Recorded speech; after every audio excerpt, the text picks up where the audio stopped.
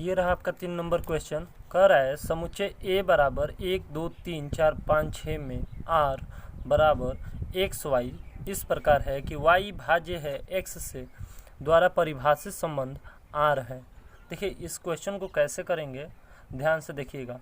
सबसे पहले आपको दिया गया है a बराबर इतना दे दिया गया है, में r बराबर आपको एक कंडीशन दे दिया गया है कि एक्स वाई है जहां y भाज्य है x से। ऐसा कब पॉसिबल होगा, जब मान लीजिए कि इसको x मान लीजिए, ये जितना टर्म दिया गया है ये x है, ये सारा x है जो कि x के जगह पर लिखा जाएगा, और ये y जो है y कैसे पता चलेगा, जब a में a से ही गुणा कर दिया जाए। देखिए नहीं समझ में आया, चलिए कोई बात नहीं।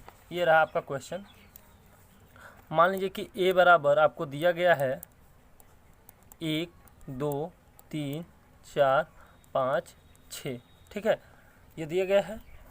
अब इसी में यदि मैं इसी चीज़ से गुणा कर दूं तो मेरा x और y का टर्म आ जाएगा, x और y का टर्म आ जाएगा। मान लीजिए सपोज करिए 1 2 3 4 5 6 यहाँ पर लिखा जाएगा, तो यहाँ पर भी वही चीज़ लिखी जाएंगी, ठीक है, गुणा करके। ठीक है, आ रहा है बात समझ में। अब गुणा कैसे होगा, देखिए a इंटू ए कर दीजिए, a इंटू ए करेंगे तो एक से, देखिए एक से एक में गुणा होगा तो एक एक होगा, एक में 2 से गुणा होगा तो 1 2 होगा, एक में 3 से गुणा होगा तो 1 3, एक में 4 से गुणा होगा तो 1 4, एक में 5 से गुणा होगा तो 1 5 1 6। ऐसे ही 2 का उठाइए, 2 का गुणा करिए तो 2 1 हो जाएगा, 2 2 हो जाएगा, 2 3 हो जाएगा, 2 4 होगा, 2 5 होगा, 2 6 होगा। ठीक है, आ रहा है बात समझ में। ऐसे ही 3 का गुणा होगा, ठीक है, तो 3 1 हो जाएगा। ऐसे चलता जाएगा, यहाँ कहाँ तक, 6 तक चला जाएगा। आ रहा है बात समझ में। तो मैं इसको लिखता हूँ, देखिए ये हो गया। आ रहा है बात समझ में। देखिए मेरे को इतना लिखने का शौक़ नहीं है, ठीक है, पर मैंने लिख दिया ताकि आपको समझ में आ जाए। आ रहा है बात समझ में। आप भी नहीं लिखेंगे, ठीक है।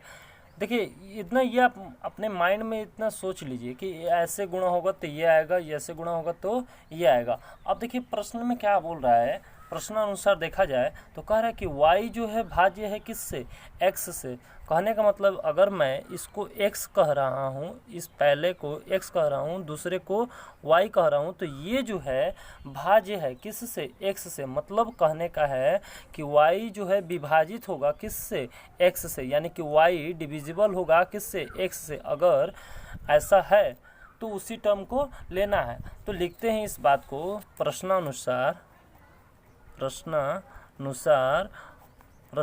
क्या होगा कि y भाज्य है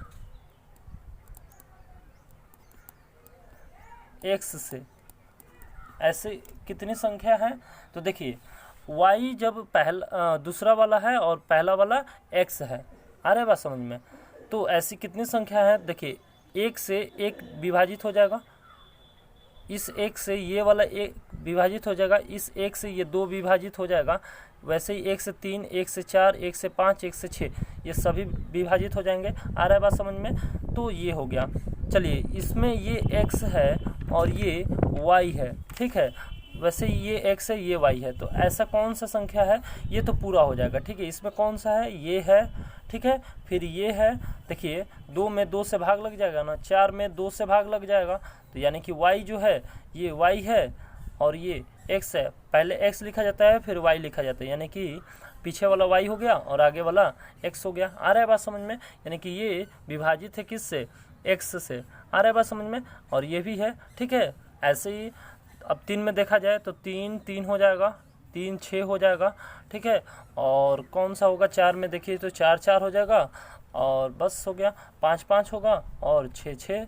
आ रहा है बात समझ में। तो इन सब को लिख देता हूँ। r बराबर जो मैंने निकाला तो क्या क्या, 1 1 1 2 1 3 1 4 1 5 और 1 6, ये हो गया। अच्छा अब देखिए 2 2 था, 2 4, ठीक है। और क्या है, 2 4 हो गया, 2 6 भी है, तो इसको भी लिख दीजिए। फिर 3 3 दिख रहा है, फिर 3 6 दिख रहा है, 3 6 दिख रहा है, ठीक है। वैसे ही 4 4 दिख रहा है, फिर 5 5 दिख रहा है और 6 6 दिख रहा है। आ रहा है बात समझ में? तो ये हमारा जो हो गया, ये y जो है विभाजित है किससे? x से। तो ये मैंने अपना एक सेट लिख दिया, ठीक है। अब इसमें बताना है कि स्वतुल्य है, सममित है और संक्रामक है कि नहीं। देखिए आपका क्वेश्चन जो था यही कह रहा है ना कि स्वतुल्य, सममित तथा संक्रामक है या नहीं, आपको यही बताना है, ठीक है। तो हम स्वतुल्य के लिए देखते हैं, स्वतुल्य लिखते हैं, स्वतुल्य स्वतुल्य, ठीक है। स्वतुल्य के लिए क्या डबलिंग है? डबलिंग दिख रहा है? एक भी डबलिंग दिख रहा है? हाँ डबलिंग दिख रहा है, एक नहीं बल्कि 5 5 दिख रहा है। आ रहा है वास्तव में 5 6 दिख रहा है। जैसे देखिए एक ये दिख रहा है, एक ये दिख रहा है, एक ये दिख रहा है, एक ये दिख रहा है, 6 दिख रहा है, 5। तो ये इतना सारा डबलिंग है, यानी कि 1 1 है, फिर 2 2 है, फिर 3 3 है, फिर 4 4 है, फिर 5 5 है, फिर 6 6 है। अतः कह सकते हैं ये सभी क्या हो रहे हैं? बिलोंग कर रहे हैं आर से। अतः यह क्या है? अतः यह स्वतुल्य है। आ रहा है बात समझ में? डबलिंग दिखा यानी कि स्वतुल्य होगा। आ रहा है बात समझ में? अब सममित की बात कर लिया जाए, सममित का बात कर लिया जाए तो सममित में देखिए कि सममित मीन्स क्या होता है? उल्टा। मान लीजिए कोई भी एक एलिमेंट उठा लीजिए, मान लीजिए 1 2 उठा लिया मैंने, 1 और 2, ठीक है। अब 1 2 बिलोंग कर रहा है आर से। क्या 2 1 कहीं दिख रहा है? इसमें नहीं देखना है, इसमें नहीं, हमको तो ये न देखना है। मैंने इससे प्राप्त किया ये, क्यों? क्योंकि ये प्रश्नानुसार मेरे को बोला था तो आर हमने निकाल लिया है इसमें से। तो आर में देखेंगे तो आर में मैंने क्या देखा कि 2 1 नहीं मिल रहा है, लेकिन देखेंगे कि लेकिन जो है 2 और 1 बिलोंग नहीं कर रहा है आर से, अतः सममित नहीं है। आ रहा है बात समझ में? मतलब कि ये 2 1 जो है बिलोंग नहीं कर रहा है आर से, अतः यह क्या है? सममित नहीं है। अब संक्रामक के बारे में देख लिया जाए, संक्रामक है या नहीं। संक्रामक के लिए होता क्या है? संक्रामक के लिए देखा जाए, कोई भी एक एलिमेंट उठा लिया जाए इसमें से, जिसका कि पहला लास्ट वाला उसके पहले वाले से मैच कर रहा है। जैसे मान लीजिए 1,3 मैंने उठा लिया और फिर उसके बाद 3,1, ये दोनों को उठा लेता हूँ। जैसे देखिए 1,3 और 3,3, देखिए ये सेम हो गया, ये सेम हो गया। तो क्या इसका जो रिजल्ट है 1,3 जो है वो क्या ये दोनों तो बिलोंग कर रहा है यार से। तो क्या इसका रिजल्ट जो 1,3 है वो मिल रहा है? तो देखिए यहाँ से जो रिजल्ट 1,3 बचा, 1,3 ये बिलोंग कर रहा है यार से। देखिए बिलोंग कर रहा है, 1,3 बिलोंग कर रहा है। अतः क्या है? यह संक्रामक है। अतः यह संक्रामक है। आया बात समझ में? तो ये आपका आंसर हो गया। अब क्वेश्चन नंबर 4 देखेंगे, क्या कह रहा है कि समस्त पूर्णांकों के समुच्चय z में r बराबर x, y इस प्रकार से है कि x माइनस y एक पूर्णांक है। समझिए, समस्त पूर्णांकों के समुच्चय z में, z मतलब होता क्या है? इंटीजर नंबर, पूर्णांक संख्या। क्या होता है? पूर्णांक संख्या को z से प्रदर्शित किया जाता है। अब r जो दिया गया है एक सेट, वो x y दिया गया है, वो इस प्रकार से है कि x में से अगर y को घटाते हैं तो वो भी क्या है? पूर्णांक संख्या है, द्वारा परिभाषित संबंध r। मतलब कि r मतलब आपको एक सेट तैयार करना है जिसमें आपको ये देखना है कि x में से y घटाने पर क्या वह एक पूर्णांक संख्या आ रहा है। तो चलिए हम लोग क्वेश्चन नंबर 4 करते हैं। देखिए ये आपका क्वेश्चन है, इसमें क्या करना है? बिल्कुल पीछे का जैसा जो क्वेश्चन किया है मैंने वैसा ही होगा, ठीक है। हम लोग जो पीछे किए हैं ना वैसे ही, ठीक है। तो इसका जो तीसरा है क्वेश्चन बिल्कुल वैसा ही है, आप घबराइए मत।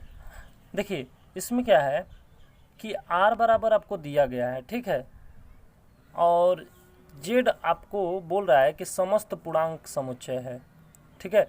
तो समस्त पूर्णांक समुच्चय का होने का मतलब है z बराबर पूर्णांक संख्या समझते हैं, जैसे कि एक नंबर लाइन होता है, यहाँ पर 0 होता है, इधर ये धनात्मक संख्या होती हैं 1 2 3 4, और इधर क्या होती है ऋणात्मक संख्या होती हैं, ठीक है, -1 -2 सॉरी -2 -3 और -4, ये ऐसे चलता चलता जाएगा अनंत तक, और इधर से ये अनंत तक, ये होती है पूर्णांक संख्या। आया बात समझ में?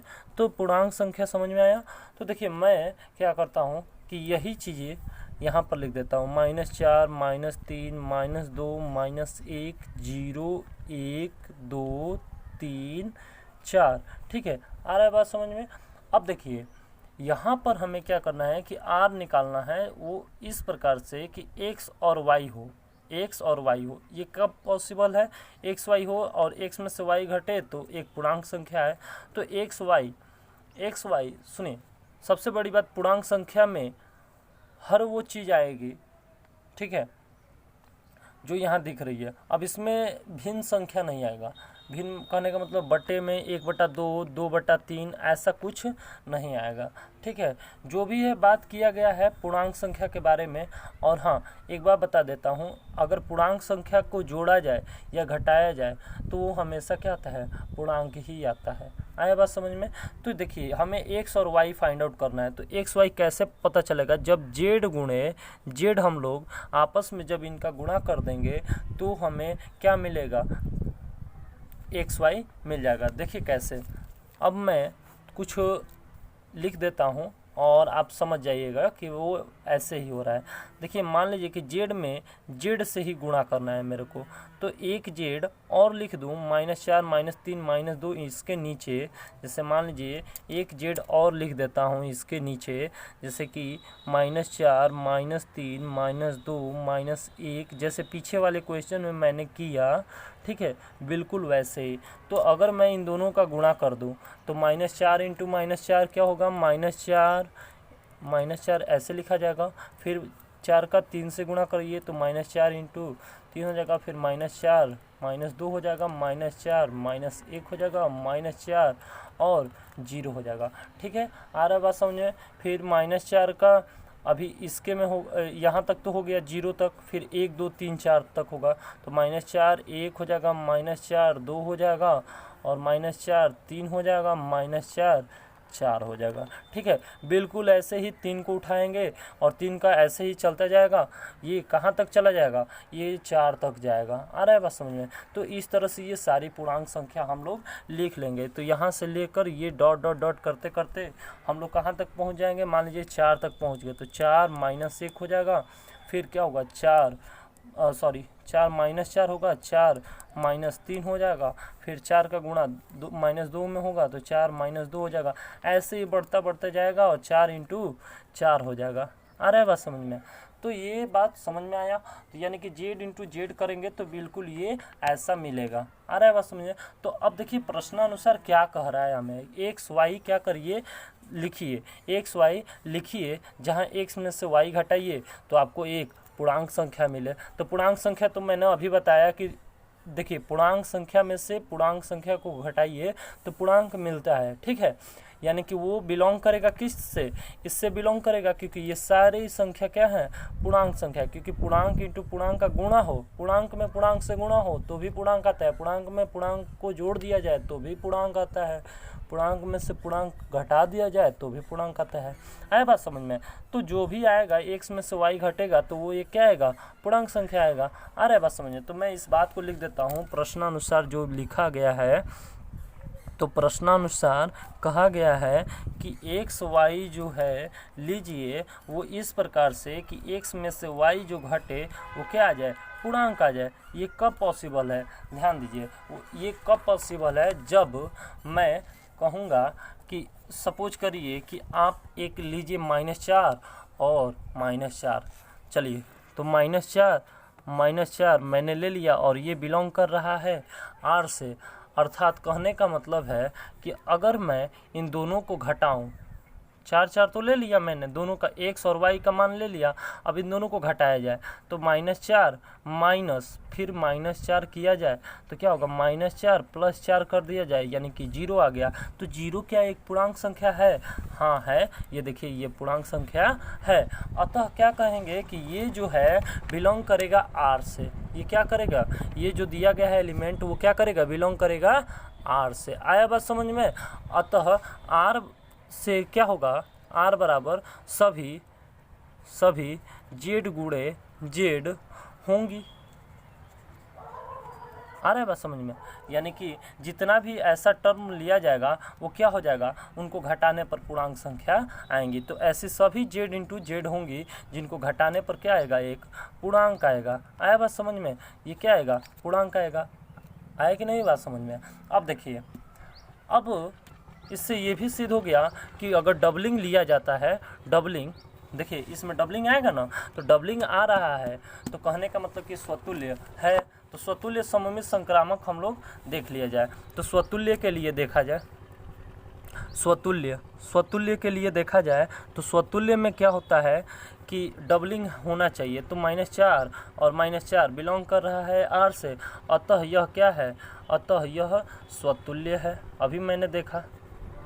अब देखिए सममित देखा जाए, सममित का उल्टा, सममित मीन्स क्या होता है, उल्टा। कोई भी चीज़ ले लीजिए यहाँ से, जैसे कि मान लीजिए मैंने एक यहाँ से मैंने -4, 3 ले लिया, तो क्या इसका उल्टा हो जाएगा, 3, -4 हो जाएगा कि नहीं? देखिए यहाँ पर 3 है, यहाँ पर -4 है, तो 3, -4 भी मिलेगा। आ रहा है बात समझ में? दोनों का गुणा करेंगे तो यहाँ पर 4, -3 ले लीजिए, ये बिलोंग करेगा R से, और इसका उल्टा भी -3, 4 भी बिलोंग करेगा R से। अतः कहेंगे कि अतः यह सममित भी है, सममित भी है। आ रहा है बात समझ में? अब संक्रामक का बात किया जाए, संक्रामक में क्या होता है, मान लीजिए कोई भी 2 एलिमेंट उठाइए। देखिए कोई भी 2 एलिमेंट उठा लीजिए, -4 और -3 उठा लीजिए, ठीक है। और इसका जो लास्ट वाला है, या फिर ये उठा लीजिए -4 को। क्यों? क्योंकि अभी 3 का देखेंगे तो 3 के लिए फिर से गुणा करेंगे, ठीक है। आप इसको देख लीजिएगा, अगर नहीं आएगा तो हमें कमेंट कर दीजिएगा। अरे बात समझिए, मैं इसको ले रहा हूँ। तो -4, -4 ये बिलोंग कर रहा है R से। इसका ये जो है यहाँ पर सेम होना चाहिए, तो इसका लास्ट वाला मैंने इसके साथ कर दिया। अब यहाँ पर 1, 2, 3 कुछ भी लिख दीजिए। आ रहा है बात समझ में? तो मैंने 1 लिख दिया, तो रिजल्ट क्या आया, ये दोनों सेम हो गया। और रिजल्ट देखिए, रिजल्ट में क्या आया, -4, ये तो दोनों बिलोंग कर रहा है R से। आ रहा है बात समझिए? दोनों बिलोंग कर रहा है R से, तो रिजल्ट क्या आया, -4, 1 आया। क्या ये बिलोंग कर रहा है R से? देखिए -4, -4, 1 कहाँ है, ये देखिए 1 ये बिलोंग कर रहा है कि नहीं? यहाँ पर -1 भी ले सकते थे, 4 भी, 3 भी, 2 भी, कुछ भी ले सकते थे जो कि पूर्णांक संख्या हो, ठीक है। तो यहाँ पर ये भी बिलोंग कर रहा है R से, यानी कि रिजल्ट भी बिलोंग कर रहा है R से। अतः यह क्या है, अतः यह संक्रामक है, अतः यह संक्रामक है। आया बात समझ में? बहुत बढ़िया।